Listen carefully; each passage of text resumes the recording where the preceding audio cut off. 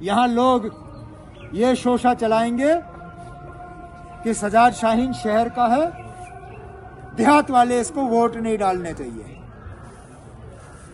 और बानिहाल में अक्सरियत शहर वालों की नहीं है, अक्सरियत यहाँ वोटरों की देहात के लोग हैं, गांव के लोग हैं।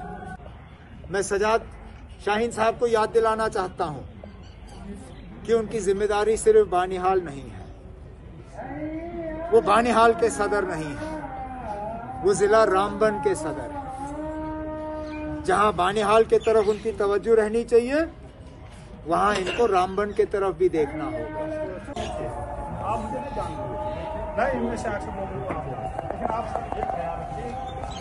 देखिए ना, यहीं से ज्यादा दूर नहीं है नूराबाद, जहाँ से हमारी सकीना, हमारे बच्चों को मजदूरी करने की इजाजत नहीं दी गई। ज्यादा आसानी